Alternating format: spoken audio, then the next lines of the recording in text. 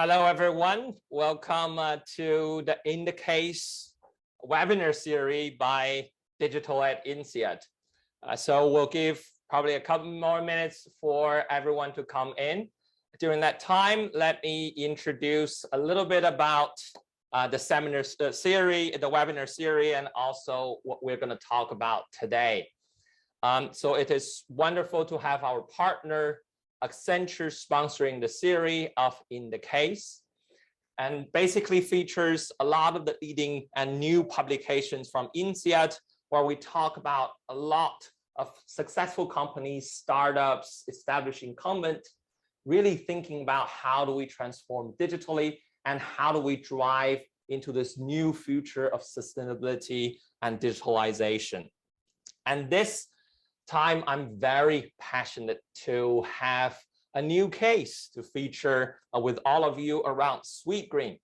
Before I introduce our esteemed guest from Sweetgreen, one of the co-founder, Nikolai Jammet, I wanted to start a little bit while we're waiting for everyone to come in about the webinar etiquette.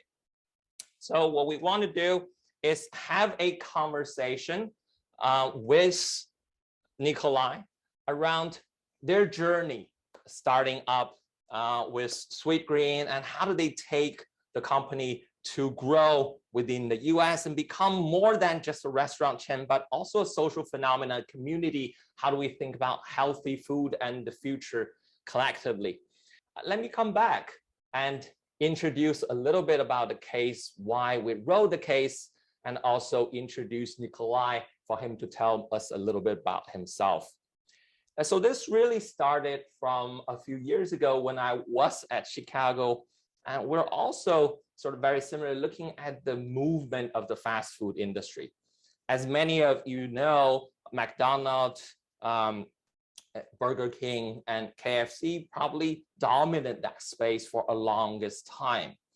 And they basically employed a very sort of globalized and standardized way to provide fast food that becomes a lot of the textbook way, even as we teach in the business school. How do we think about scaling up?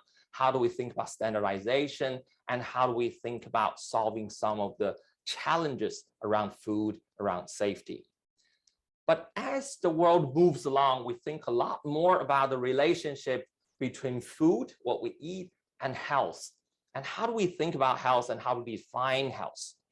And therefore, just a couple of years ago, after I joined INSEAD, my family and I went back to Chicago for a Academy of Management conference, and during which we actually got very fascinated by the Sweetgreen phenomenon that we heard about. We actually went all the way to the Dearborn Chicago store to grab our first Sweetgreen salad.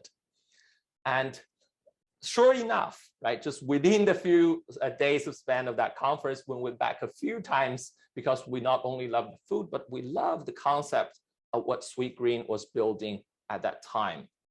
And our passion was not alone.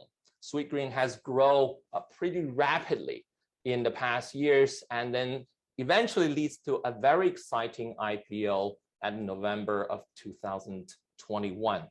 And that is coming out at a wealth of a lot of digital and new coming startups when IPO, but face a lot of challenges. Sweetgreen was at the time one of the successful ones that provide a lot of lessons for us to think about what's the purpose of the business and how do you actually thinking about growing up and scaling up the business. So today we are very happy to have Nikolai with us. It has been sort of a few years that working with him, working with Jonathan and Nathaniel on this case, and we talk about bringing you to France, bring you to INSEAD, have a real dialogue. So there's a real pleasure that we finally have you here with us with the broader INSEAD community globally. So with that, and I'll tell a little bit more my personal story. How do we teach the case in the class? But I really wanted to have you introduce yourself a little bit. Why Sweetgreen, and probably introduce a little bit Sweetgreen to some of those who are in Europe and probably very curious about the company. Yes, thank you for having me, and really excited to be here and to have been working with you all for a few years now. And we've we've been doing this for 15 years now. We're about to reach our 15-year anniversary, and it's been quite a journey. And even though it feels like a long time for us, it's we feel like we're still at the very early stages and beginning of our mission and journey. And we've had a lot of ups and downs over the 15 years, and it's been, especially the last few years, with the global environment, has been pretty challenging. But we've never been more excited about our mission. I think the world is rediscovering their relationship to food, and there's more information out there around food and how it connects to health than ever before. So we're excited to be creating a brand, a platform, and an ecosystem that can create that access and connect people to food in that way. And so for us, it's exciting to see that growth in the conversation around food. And I think about, in the 15 years since we started, the type of customer that comes into Sweetgreen, the conversation about food, what they want to know, has also dramatically changed. So it's exciting to see it. And again, I think we're still in the very early stages. Great. So I like this notion, 15 years, and we're still at early stage. But since you were on the topic, before we get to the whole movement, let's sort of bring back to the very early stage, the three of you in the dorm and trying to really satisfy your own need, if I may, of an unhappy canteen food. But that eventually take it to sort of the first store location, and then eventually the one in Washington, D.C. As we started to illustrate in the case, and I also love to have that dialogue with an audience of business school students, right? Our MBA students, and say, hey, if you actually look back, they made a lot of mistakes. I hate to start it from there, but the first location, sort of where it is, what it is, and eventually even around the first location in DC. And now that leads to a very interesting notion of how do you balance the passion that you believe something is right, the purpose that you really wanted to take it industry, versus sort of how do you run this professionally.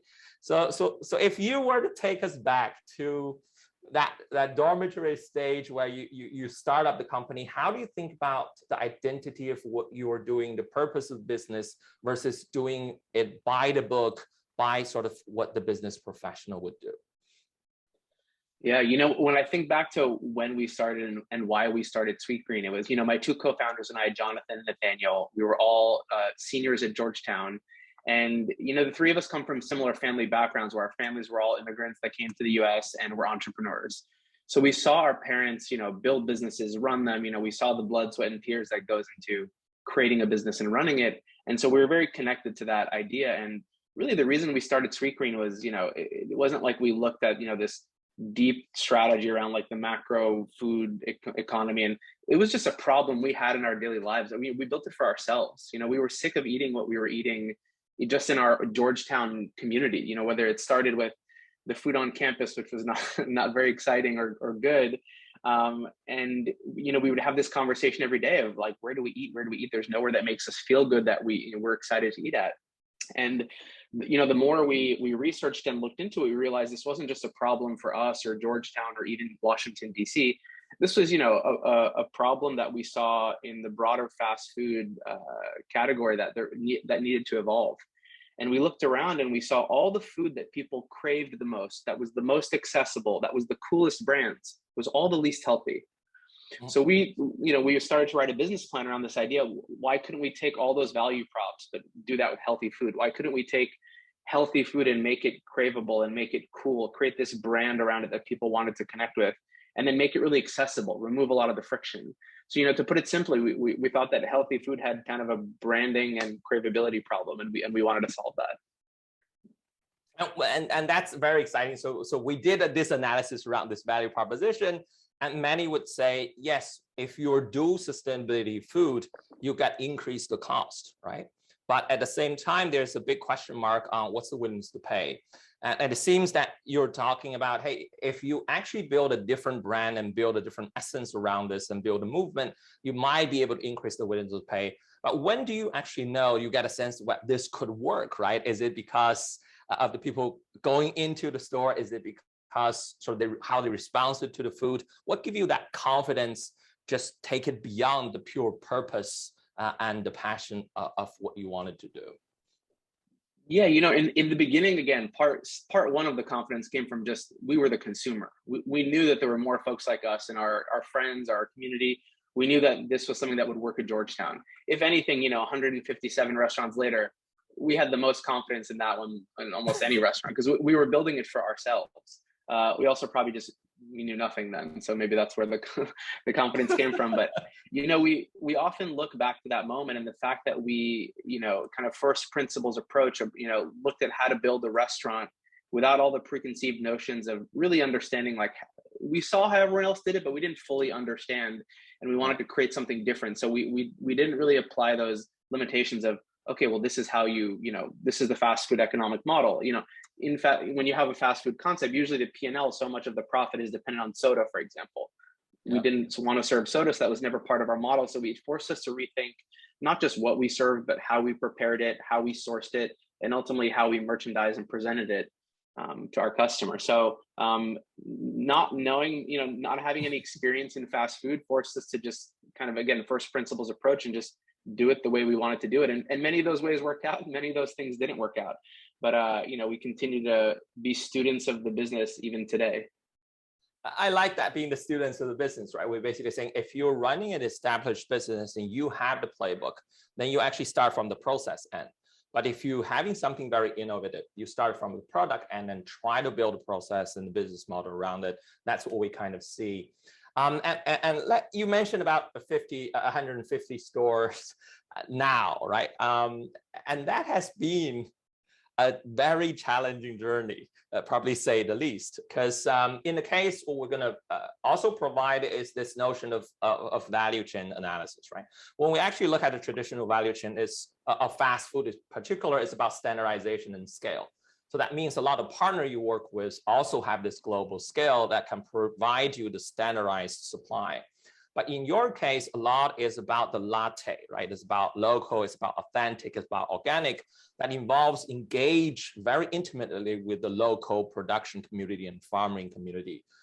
That makes it quite difficult to scale sort of at a regional or national level. So talk us through, when it is easy to say, let's do sustainability, and it's harder to say, how do we really think about this regional and local model when you think about supply chain? What's the effort with you and the team as well? Yeah, so I would say one of the things we're proudest of and part of the value, one of the biggest parts of our value prop at Sweetgreen is the product, right? And for us, that starts with the supply chain and this network of farmers and growers and producers that we work with. And for us, it's all driven around our food ethos, really, which is the decision matrix for how we decide everything around how we source, how we prepare, and how we ultimately serve our food. And for us, to your point, it's very different than most scaled fast casual or fast food businesses. For us, it's embracing plants at the center of the plate, and more vegetable centric meals. But also, it's embracing this idea of regionality and seasonality, and that food should taste different at different points of year at different parts of the country. So the kale that is growing in the soil in California should taste different and will taste different than the kale that we're growing in Pennsylvania, for example. And so we embrace that. That's part of our ethos, that variability in what we serve when we're serving it. Again, we've created structure around that. There's it's a part of our menu is locked and core, and we work with some of the largest organic and sustainable growers in the country that you have plenty of scale for us. So it is, it's not a system where everything is just changing every day. We needed to create, early on, we wanted to create a food ethos that was, broad enough that would allow the scale, but also bold enough that we could create the change we were looking to see in the food system. On that, so we talked about this a little bit before. It's whenever you open a store, right? It's not just like you open a franchise, but you actually fly in as founders to try to build a local community and try to get connected with the local producer and supply chain. So do you see the evolution from when you started, maybe not 2007, but like 2008 and 10 to until now, 10 years later? Is it easier to get connected with local producers? Is this sort of the movement more towards organic sustainability help with the community building within the supply chain? Or do you see it still a continual challenge for companies like yours to grow? Yeah, we don't see it as a challenge. I just see it as more work than the easy standard way, right? So it just takes, a little bit more effort, Takes but effort. it's where a lot of the value is for us. It's the value we're creating. And again, our belief is not just creating value for our customers. It's how do we, this kind of like a triple stakeholder, a triple bottom line, conscious capitalism approach of Mhm. even especially in our supply chain, how do we create value for the growers and the farmers as well for the company and the customer and for our team members, right? So it's really understanding, one of our core values is win-win-win. And, we were very thoughtful around trying to create solutions where that work for everyone. And so for us, when we talk about working with our farmers, we are working with them multiple years out, signing longer term contracts, understanding their inputs, what would make their business thrive, what do they wish they could sell, what do they want to grow for their crop rotations if they're focusing on soil health. Actually, one of the things on our menu today is a sunchoke salad. And I don't think you probably can't find sunchokes on any other fast food menu out there, or rarely. And that came from farmers telling us they wish they could sell those more. A lot of our farmers in the regions here in the U.S., and there wasn't as big of a market for it. And so a year out, we said we'll commit to the acres and the crops, and we'll buy those, and we'll create a bowl that is delicious, and we'll market it and tell great stories to our customers around why roasted winter veg, including sunchokes and parsnips, are great. And it's one of our best selling bowls. So for us, it's not necessarily always starting with especially on the menu and the supply. It's very, the farmers and the land are kind of lead a lot of the input instead of saying what will sell the best. We have confidence that we can take something, make it delicious and sell it. That's very interesting, right? Because when you scale up, when you do the standardization, it's easy to make it a supply sort of driven, right? So we base our supply on the menu that we have set. But what you seems to describe, and I am in France, so I'm going to point this out, and your family does run a high-end French restaurant, is this model that we as chef will go out in a morning market in Paris or even out and see what produce are fresh, what are available, and then I base my menu on the freshness and the readiness of the food. Right? It's a different view, but it's a more towards your, as you said, your food ethos around this healthy and around this fresh. So I like this notion of ecosystem and also a broader stakeholder view, right? So when we talk about ecosystem, there are 2-3 layers of the stakeholders. So let's come to that. But I will poke a little bit because you had a bit vision about becoming a digital food platform. And part of the platform is also talking about how do you connect the producers with the other end, right? So you will see a lot of that C2C play in the retail space where you connect the small media producers with the consumers directly, like Etsy, like Alibaba, a lot of these direct connections, eBay. But you had this vision around 2017 to become that digital platform. And it didn't quite go well 2018 with the senior executives who have been seasoned in the fast food industry for a long time. But the difference is the bulk of the organization are behind that vision. So the question for you is, talk us through the vision. What do we mean by a digital food platform? And how has that been during that period of time, sort of leading to the 2019? Yeah, I would say our journey towards building this more digital ecosystem started way before that, early in almost 10 years ago, 2012, 2011, when we really started working on our first app. And, if anyone remembers back then, no restaurants had a food app. And, delivery was definitely not what it was today. But, the transaction was this anonymous in-person retail transaction, like most were, right? Before DTC really exploded. And for us, we saw this world where we wanted to be connected to our customers. We wanted to remove friction in the experience. And we saw our customer changing, how they define convenience, when we first opened Sweetgreen 15 years ago, the reaction was, wow, this is so convenient. I can walk downstairs and only 4 blocks away and only wait 10 minutes in line and I get a healthy bowl. This is incredible, right? Fast forward 5 years, they're like, oh, I have to walk 4 blocks away and I have to, and then so we launched in 2012 our app with order ahead for pickup. And really, we were pretty ahead of the, industry leading here in terms of pioneering this. And even with, not just order ahead, but the self pickup shelving that you see now that's become pretty standard.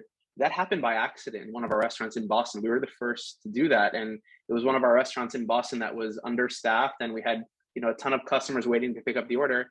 And the general manager just rolled the shelf into the front of house and said, find your order with your name on it and please feel free to grab it. And so again, some of the greatest ideas and greatest innovations have all come from our team members, and that's why we spend so much time in the restaurants. And I say we're students of the business, and that just means spending time in the restaurant with our customers, with our team members. And that's how you learn everything. And, even today, every time I go into a restaurant, I learn something. I come back with, a few notes. And, but that was really the beginning of this digital food platform. And then over the years, we really invested in building that direct connection with our customer and building out multiple channels. So really the power of, Sweetgreen Success today is really this, multi-channel business we've built with, our in-store retail, our pickup, our outpost, and then native, and then our delivery channels. So really understanding all the different frictionless ways that our customers can engage with our food. And again, back to why we started this, we wanted to make it easier to access healthy food. And that's what those channels have done for us. Great. So I want to pick up on two things, but we have to speak a little bit of elephant in the room, and hopefully the elephant is walking out now, the COVID crisis, right? So you went through the 2018 and you sort of stay with your vision, and you have your people behind it, but you have to rebuild the exec committee. And everything was on the right track, and then COVID hit, right? So one of your biggest innovation outposts, which drives a big portion of your lunch volume and traffic, all of a sudden disappeared because people are not going to the office anymore with quarantine, etc. What are the implications of jumping into digital, right? With the benefit of hindsight, now we say it's actually good that we jumped in because we are trying to build different channels. So how has COVID sort of challenged or supported or sort of make sure you evolve in your business model towards digital? And what are some of the new things that you are trying or continue to pushing after COVID? Yeah. So, when COVID first hit, it was really quite challenging for the business in the short term, right? But what was really exciting is to your point, we'd invested so heavily in building this digital ecosystem and this connection with our customer. We'd happened to just finally launch native delivery in January of 2020. And so we were pretty well positioned to, continue serving our customers. That being said, COVID was very challenging, but we also were very fortunate at the time to have a strong balance sheet. So when the pandemic first hit, as an exec team and as founders, we looked at ourselves and said, okay, we don't need to go into freak out survival mode. We know we'll be fine, but how do we really want to use this? What we thought was going to be 6 to 12 months, not 2 years. Everyone thought so. Yeah, the question we asked ourselves was, okay, it looks like no one's really going to care too much about your 2020 numbers. What do we want to look like in 2021? What do we want to look like as a company in 2022? What capabilities do we want to build? We finally get to ground the plane and fix the engine versus always fixing it as you're flying. And let's accelerate some of this optimization and really think about how to build a more optimal team member experience and how to accelerate some of the optimization and innovation. And we also, we invested heavily in our exec team and brought on some incredible talent from our COO and chief people officer. They came from Starbucks, veterans at Starbucks who helped build that brand and that footprint. And then most recently our CTO, who also came from Starbucks, and she's incredible. So, we spent time really thinking about building a much stronger business on the inside, and so that we could emerge stronger from the pandemic whenever it was going to end. We will go into the future, but let me ask my last question before I turn to Katya and queue up the participant question. So we got quite a few coming in, so please continue to raise your questions. So the last one is where you're heading, right? It's about people. So what we love when I teach this in the classroom is how much people engage with the brand, especially folks from the US who engage with the community. They are firmly behind Sweetgreen, not only as a restaurant brand, but as a movement.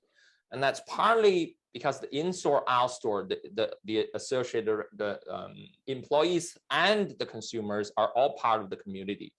And as you said, it's very interesting, right? Recently talked with the president of Royal Canin, and Loic also spent a lot of time in the different regions with the folks, as you said, to understand the market, because otherwise strategy become this plain document sitting on top without the color and the need, the feel of the consumer. And so I want to touch upon that a little bit. How do you keep the culture within Sweetgreen, and what does people mean? The example you gave, right, around this general manager just say, hey, come pick up your food, could be punished monetarily, right, in an incumbent, but here it's encouraged to say, hey, how do we innovate, how are we pushing? So talk us through this attention to people, building the culture, and how does that deal with the evolving consumer trend experimentation? Sure. So, this is something I could talk about for hours because it's really the core of our business. And we're a food business, but really it's powered by people, right? And then the technology enhances it. But it's, it's our 5,000 team members that show up to work every day that bring our vision to life. And, looking ahead, our vision is really, it's simply to reimagine fast food, right? We're a mission-driven brand. We stand for transparency, health, sustainability, and creating this cultural relevance and wanting to change people's relationship with food. But that happens with our people, our team members in the restaurants every day. And so for us, we spend a lot of time talking about not just the vision, but our values and leadership principles, which really are the how, right? How do we show up to work every day? How do we make decisions? And within those, there's a lot of really powerful values, but things around embracing failure and learning forward and celebrating those, right? So it's creating a culture of when something like that happens, we celebrate it. We tell those stories. And then we do a lot of listening. I referenced a bit, I spend a lot of time in the restaurants just listening to team members, listening to our head coaches, which is our general managers. We've created a lot of forums to just listen to them and understand what would drive value for the community, for the team members. How do we think about optimizing the team member experience? And, back to the simple, cheesy, happy team member, happy customer, we're big believers in that. And so for us, it's really about being really clear about those values, and then hiring leaders that fit the values and can live with them every day. And it's really exciting to see we have some incredible leaders at Sweetgreen that have been with us for some of them up to a decade. And so when you see that growth from within, we in the store level for us, we really prioritize investing in growth and development, and we even have an internal promote metric is something that's really important for us. So promoting as many of our leaders internally as possible to see that growth, to have that culture of development and growth is really the most important thing to our team members. That's great. Now, let me welcome Katya, and to really, I've been sort of dominating this stage with you, but it's really great to have Katya with us from INSEAD Entrepreneurship Club. And she's going to queue up a few questions from the audience. But before I let you go, Nikolai, you have a very interesting title, Chief Concept Officer. Tell us a little bit more. Why? And then Katya, stage is yours. Yeah, so, it's another interesting, unique part of our business is that, we're three co-founders that, for the first 10 or 11 years, we were co-CEOs. And, the three of us are very close. They're like brothers to me. We still to this day share one office and sit at one desk together every day. And I still don't understand why, but yes. it helps us with our communication and staying connected. And in a world that's moving so fast, it's been really powerful to have, the partnership we have. But we've always kind of had spheres of the business that we all gravitate towards. So, staying connected allows us each to fully understand the whole business. But we all spend, the part of the organization that I spend more time leading is around the growth and development, so real estate, design, construction, and then anything food, supply chain, sustainability, and then most recently around some of our R&D investments around automation. So really thinking about mostly a lot of the physical stuff at Sweetgreen I lead, and so that all bottles up into what we call the Chief Concept Officer. It makes total sense, Katya. Perfect. Nicholas, you're getting a lot of love in the comments towards your product, your philosophy, your approach towards the local community. I just want to remind everyone that if you have a question for Nicholas, you can type it in the Q&A feature and I will ask it for you.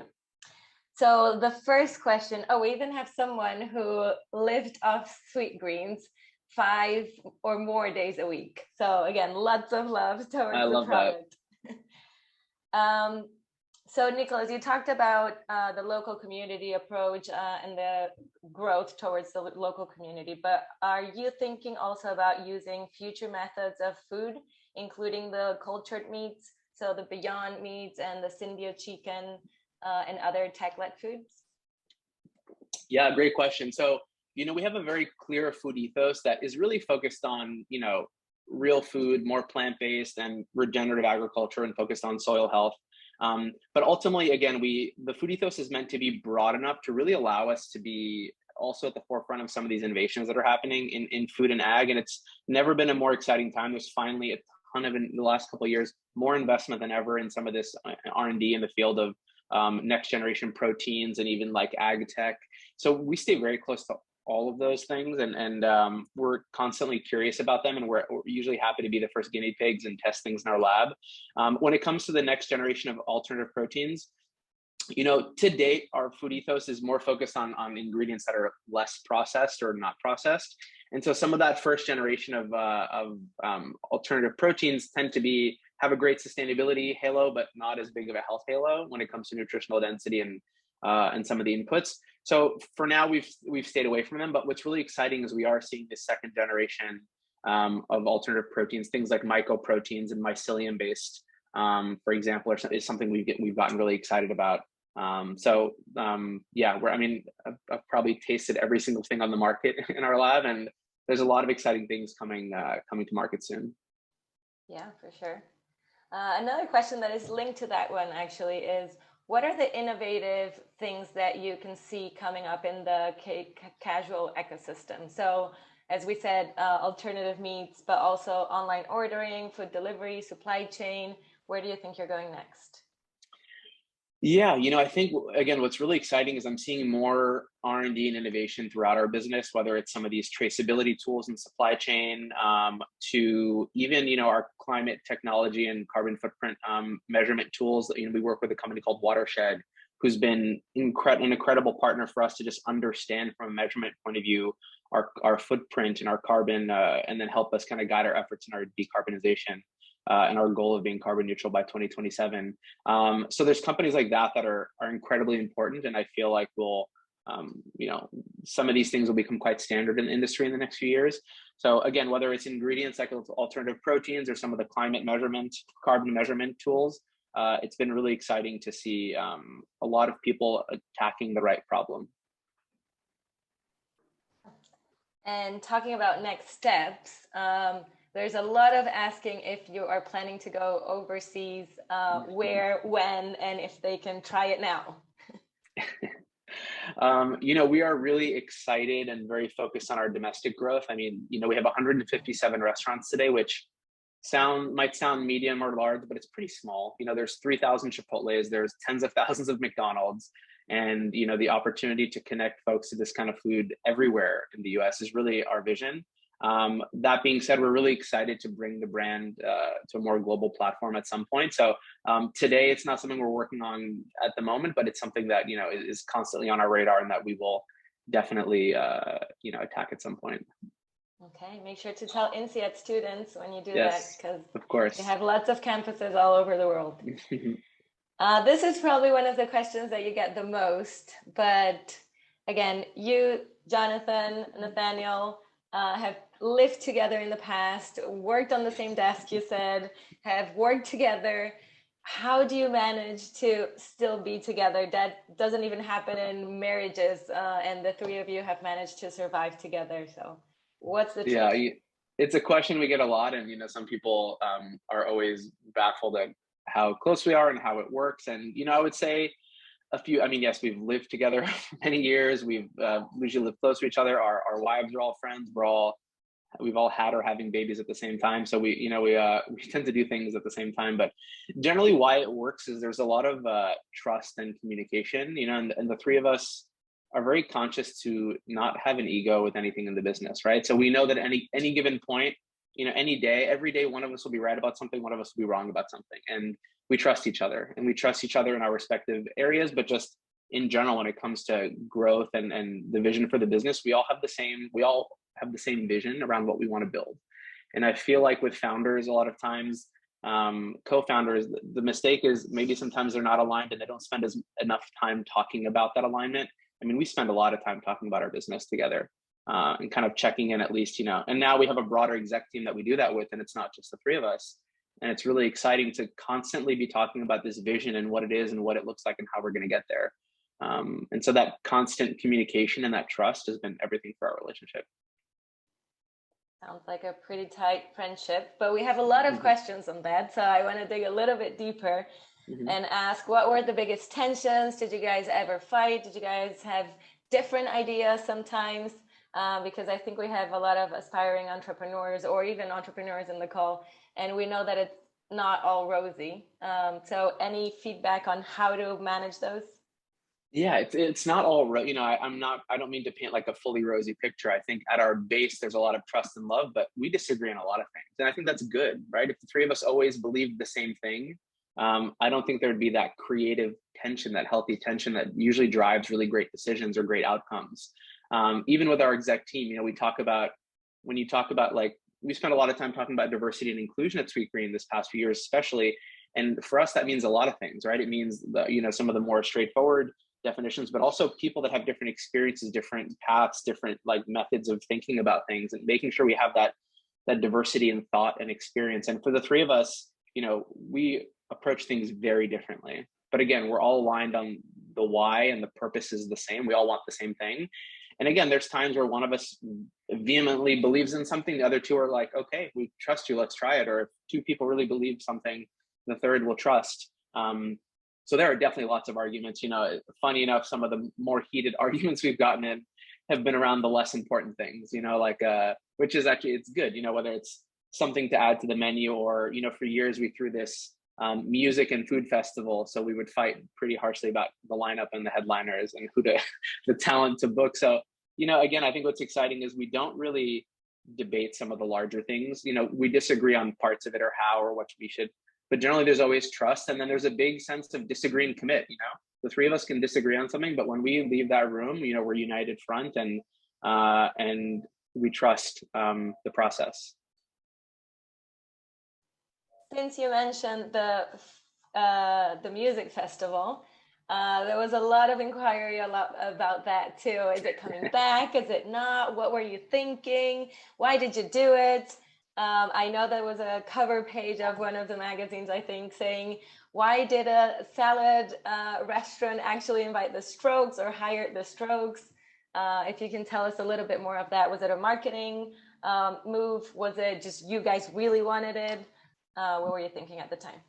You know, it's all of the above. I think, you know, the festival started actually, you know, from you know, there's one of our big beliefs is like never waste a crisis, and opportunity can always come out of crisis. And when we opened our second restaurant in DuPont Circle in 2009, we opened on the wrong side of the street, and, you know, we opened our doors and had zero business.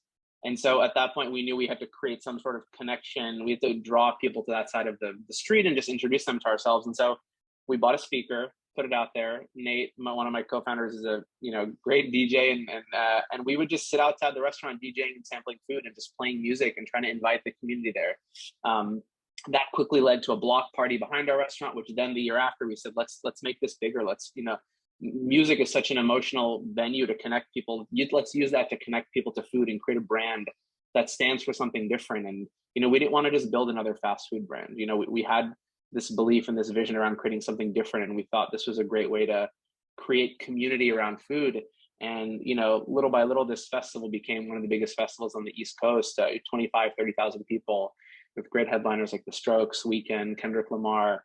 And we would take over concessions and replace all, you know, as much of the junk you normally find. You know, going to a music festival is usually the least healthy day of the year.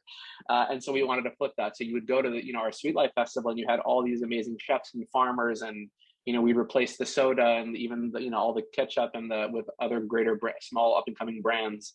And it was really an awesome experience for us to connect our customers to the brand in a deeper way. And it really did a lot to build the brand. So at a certain point though, you know, we wanted to focus on growth, and there had been, you know, a lot of other music festivals coming to life. So we figured, you know, it was time to move on and do something different. But, you know, you never know, it might come back one day.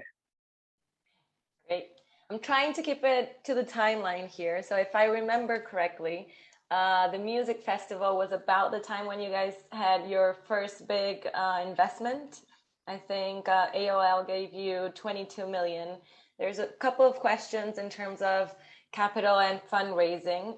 When did you decide to actually get some capital? How did you manage that relationship in the early days? Yeah. So, our business is pretty capital intensive. Building retail, building out the supply chain, building the technology is not cheap. So we've always been pretty good at fundraising and especially focused on investors and funds that believe in the vision and are more long-term focused. So, but for the first 5 or 6 years, we really stayed focused on angel investors, and we're able to raise money from some really amazing entrepreneurs and advisors, other chefs and restaurateurs, people like Danny Meyer and David Chang, Daniel Boulud, and then we finally met in 2013 when we were ready to open in New York and Boston, which was probably one of the most pivotal moments in our growth, really, and, bringing our brand to the big stage. Steve Case from AOL was a big believer. And Steve was one of the first people to tell us, one day more than 50% of your business will be digital. And, it quickly got to that point. And when he said it, it sounded crazy and we believed it. But so Steve was an early believer in our food vision, but also in the digital ecosystem we wanted to build. And from there, we've been really fortunate to work with incredible partners and investors that, again, believed in us as founders, believed in the vision, in the space, and also in the long term. What we're building, the three of us have been very focused on building a generational brand. We know that ultimately to build what we want to build, it's going to take decades. And so we're not focused on optimizing for, rushing to some sort of exit for the next year or two. Even our IPO, we saw that as like the beginning of a new chapter, and it wasn't. We saw that as kind of like a door opening for ourselves. Nice. And we know that due to that vision, a couple of years ago, you had actually a big part of your leadership team standing up and leaving. How does that feel that in a couple of months you had a big chunk of people just abandoning the company? What did you feel? Did you think you were right, wrong? Did you ask them to stay? It must be very daunting. Yeah, there's always going to be some leaders that don't believe as much in the vision at the time, and but people left for different reasons, and it wasn't like this, everyone got up and left on the same day. There was this, over the course of a few months, there was this exodus for different reasons, and really some great leaders that had a lot of value at Sweetgreen and created some amazing momentum for us. But I focus more on the leaders that stayed, and we have some incredible leaders and team members that have been with us through the highs and lows. And I think what a lot of folks don't, and I give this advice to a lot of people in my team, especially when they're starting to look at other opportunities. I always wish people well in their journey, but there's so much value in seeing full business cycles and being in a business for not just 2 or 3 years, right? Because you can be at a business for like an amazing 3 years, and then if they have an off year, people are like, oh, I'm out of here. But actually, there's so much more value and lessons in like seeing the down and then seeing how the company can maybe come out of it, hopefully. And so we have leaders at Sweetgreen that have seen those full business cycles. And when you see that, you're able to zoom out and look at the business in a very different way, right? You look at it, again, we're trying to build a business that can be here for hundreds of years. So you have an off quarter or an off year or something happens. That's when you get challenged. That's when the lessons, it forces you to think about your business, how to evolve it, how to invest in the right parts of your business. That's when the real work happens. And when things are good, it's great. But it's can be a little easier and fun, obviously. But when the bumps come, I think is when really most of the lessons really come, and a lot of the learning and growth and development for all of us. I mean, myself as a founder, I've never learned more than in 2018 to 2020, and every year I say that. But so again, it was really exciting to see those that stayed with us and are still here with us today, and they've seen that journey and they've seen us come out of it stronger than ever. And in that line, again, a lot of people asking about your successes and your failures. When and where did you learn the most? I think you already mentioned a couple, but any other advice on successes, failures, how to overcome them? They always happen. They don't. Yes, we have had a lot of failure at Sweetgreen, and I also give this advice to people that it always looks great from the outside. Every company, the greatest brands, no matter what you think, Apple, like even small companies that you're like, oh, they're killing it. It must be so easy for that business. Oh, what a simple product. But it's always messier on the inside, no matter what the business, right? It's always, there's always challenges that you don't see. And, again, my advice to people on my team is like, grass is always greener. You see a company from the outside. Once you get there, you'll see there's messy stuff too. There's things that everyone has to fix. There's So I think just like understanding that that's to normalize that where it's okay, right? If anything, those are the moments where there's opportunity to innovate or create change or fix things. But over the years, we've had a lot of, I would say one of the biggest lessons is around timing and sequencing. So often, even when we started investing in this digital ecosystem, the vision was right. The end, where we were trying to get to was correct, but how you get there, how you sequence the investments, what kind of leaders you bring on at the right time. There's right and wrong ways to do that. And, early on, we invested in parts of the team way ahead of another part of the team. And it created friction and sometimes the resources were misplaced. And so I think there's a lot of value in just sequencing and having clear progression of how you're going to get to your goal. Again, it's, as founders, for years we had this kind of entrepreneurial ADD where we wanted to do like 100 things each year. And so the other biggest lesson was just focus, right? I think you can have 100 great ideas. It doesn't mean you have to do them right now. And again, the sequencing of those is actually the most important part. So which ones unlock which ones need to be done first.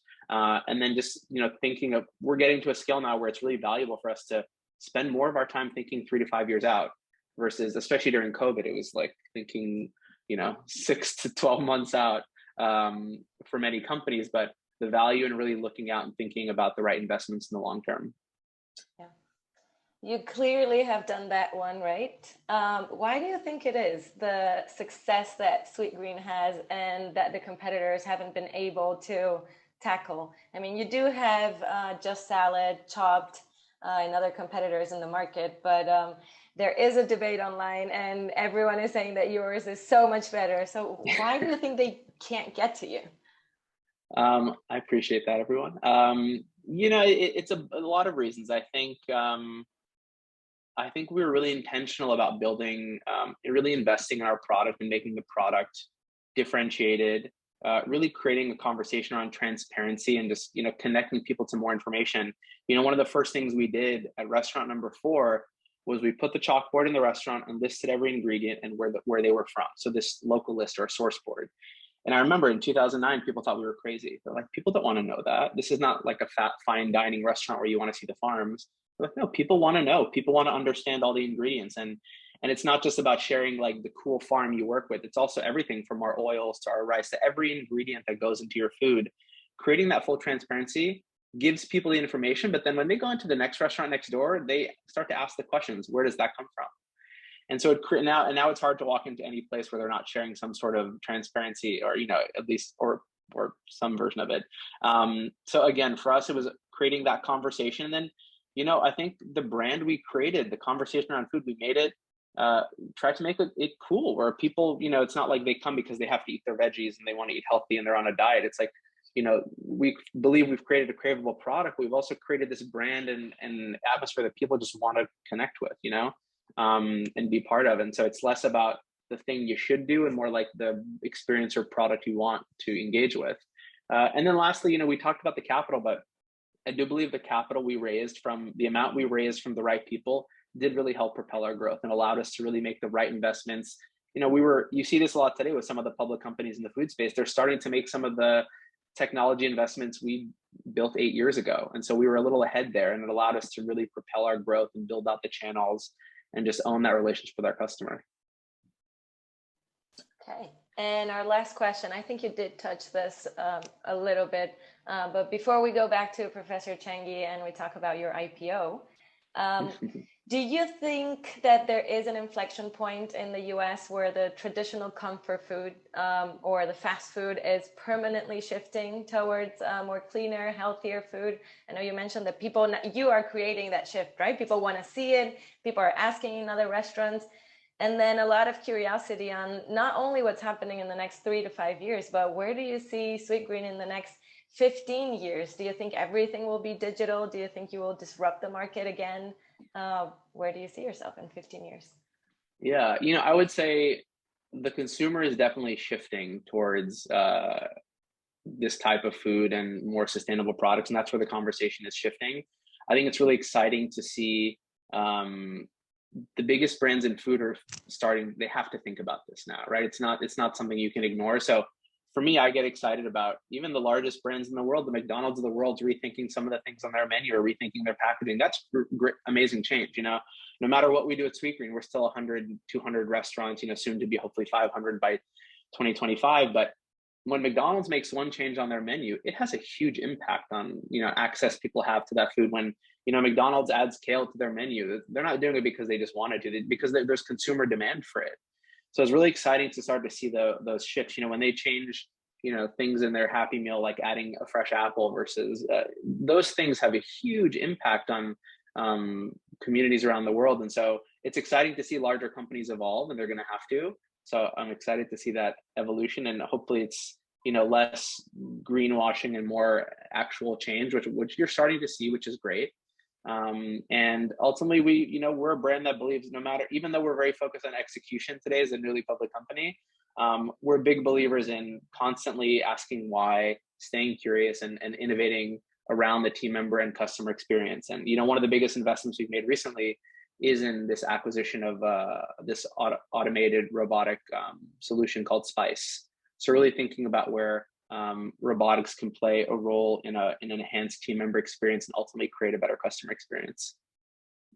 Yeah, we also started to see the baristas in the baking Olympics, where we started to see that the robotics and automation plays in this role, and digital future is quite exciting. But I do wanted to take in this moment, I like what you said, it's the start of the IPO, but it is a pivotal moment, it's a milestone moment for entrepreneurs. So take us back a little bit to that moment. I see a lot of posts, and we see sort of the founders get emotional. What does it mean for you as an entrepreneur, starting from that dorm room we talked about early, with that vision and passion, a lot of mistakes, a lot of lessons, a lot of learnings to that moment? And what is it like? And what does it mean? We definitely took our time to get there. And for years, a lot of people, said we should go public, and we wanted to make sure we were ready and we had all the right investments, and the model really at a point where we felt comfortable being public. And so, 14 and a half years in, that was the moment, and we felt really confident that we were ready. And to be honest, as emotional as it was for the three of us, the IPO wasn't about the three of us. It was about the whole company. And even if you've seen photos of the IPO, we brought as many people as we could to the floor of the stock exchange. I think we broke the record. I think we broke some occupancy rules there, but we literally we brought as many managers and farmers and team members, and we brought our families, we brought friends, early investors, because it was, it takes a village. And so we brought the village to the New York Stock Exchange and brought them to the floor. And, even the folks from the New York Stock Exchange joke, they're like, this feels more like a wedding than an IPO. And it's a family affair with all the stakeholders. It was really beautiful. And one of the things I'm most proud about the IPO was, less about ringing the bell and, having a great first day where the stock doubled. That day, we also announced something called the Gratitude Grant to all 5,000 team members, where we gave stock grants to every single team member in the company, from dishwasher up to people in our HQ, because we wanted to make them owners, because this success, that moment, the ringing of the bell, was a collective effort. It wasn't about the three of us. The only day that it was about the three of us was on day one when we opened it or wrote the business plan. After that, it's been, a collective effort of some amazing leaders. And so our team members today in the restaurants have equity, and in many ways can be life-changing for them. So that is probably the moment I'm most proud of when it comes to the IPO. Any exciting moment or any wedding, once it's done, there's always debate of what is going on in company for real life. So I'm going to bring us to reality a little bit. You had this bold vision, which I think is the right one, that if you want to change the food industry, how we view food, you got to change the standard. And the current standard is held by a lot of the huge incumbents like McDonald's. So you put a target on their back and say, we wanted to become the new McDonald's and set the new standard. But critics would say, but if you look at the price point, you're at about 15 and they're at about 5 a meal. And I love the conversation we had earlier. You said they set it up at a different standard at a time. Food means something different. So speak to us a little bit. How do you think about this price point? Would the $15 salad save sort of hunger and solve the food problem? What's your vision, and how do you think about McDonald's? Yeah, so we think about this again when I talk about building a generational company. The vision is to be able to connect everyone to this type of food, to be able to serve our food in every community, every neighborhood. And so, but at the same time, we want to do that in a sustainable way and not rush towards it, and then be able to not have to, we want to do that in a way that's sustainable, can feed our growth. So for us, what's really important, even today, looking on our menu, even though you can get a $15, $20 salad, it's really important for us to maintain lower entry points on our menu. So anyone can come in and get a bowl for under $10. And so in pretty much all of our markets. So, that creating that range of that access is really important.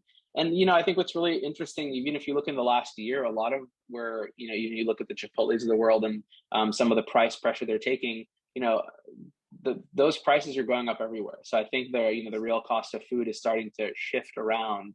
And for us, if you look at really understanding the journey for us, it's going to be about creating that range in price, but also continue to innovate our model and our engine. So when we have different channels like Outpost, or we think about automated solutions in the restaurant that change our labor model, all those things will give us different pricing power and ability to think about our model and reach people with food in a different way. And ultimately, the long game is really wanting people to understand the true cost of food and understand, what eating a certain product does to your health and how it makes you feel and how that's, an investment. But for us, ultimately, it's about creating a product and experience and restaurants that are accessible to everyone. So that's the journey we're on. And that's part of the broader vision. That's very exciting. As I mentioned, I'll speak a little bit how we teach the case in the class. As I explained to you, actually bring student to role play in front of the class, representing the COO of McDonald's, COO of a fast casual like Panera Bread, and then the CEO of Nikolai, CEO of Sweetgreen, like one of you. So the students have very vivid discussions around, and that's what we want to have a dialogue, a real dialogue on what's, as you said, the business model, the cost structure, and how do we actually think about the future of food. Now we don't need a real play, we have you here with us. So I wanted to leave the last word for you. For those entrepreneurs who want to change the food industry, what are some advice for them, for those incumbents like McDonald's who are seeing the consumer change and carrying that responsibility beyond food? What do you want to encourage them to think about? And for others like consumers and media in this phase who all play a role in the ecosystem, right? What are some of the suggestions you have them to pay different attention to food so we can all together, as you said, as an ecosystem to push the industry forward? So last word to you, Nikolai. Yeah, it's a good question. My advice to folks is always, I think when you come from a place of authenticity and really understand the problem statement that you're trying to solve, and less of, this sounds like it could be a good business, but really understanding the problem, doing your research, doing your homework, and being genuinely, authentically excited about solving that problem, I think that's when the best outcomes happen. And then really, early on, we learned this as 21-year-old entrepreneurs. It's all about who you surround yourself with. I forget who said this, but you become an average of the 5 people you spend the most time with. And so, when I think about my co-founders and our early investors and advisors and our team members, the early leaders we hired, we're very thoughtful about those folks, to hire people that complemented us and added a lot of value and could teach us. And yeah, I think that last point, I've mentioned it a few times, but that constant curiosity and no ego, the minute you think you know everything and you have it all figured out is the day that it's all over. And so, we remain students of the business and, kind of rewrite our business plan every year in a way, just thinking about as the world is changing faster than ever. So something that was true last year may not be as true today. So I think that constant curiosity is critical for entrepreneurs. Thank you very much. We'll take that as the last word of that. Stay curious, and that's all. Be responsible and take charge where the future of food is. So with that, I want to thank you, Nicola, again, and all the 3 founders, Jonathan and Nate, for working with us to build this case study, and your wonderful team, Rebecca, Mood, and everyone, Alyssa, to help us with all these events and all the effort. I want to thank our sponsor, Accenture, for this theory, and I want to thank Pascal and Sandra for actually hosting this and making this happen. Of course, Katya, and then the whole student body behind you. That at a big point we see about over 100 people participating in the seminar, and it shows how much we care about what we do here as well. So with that, I want to thank everyone and wish you a good evening, good morning, and have a wonderful day.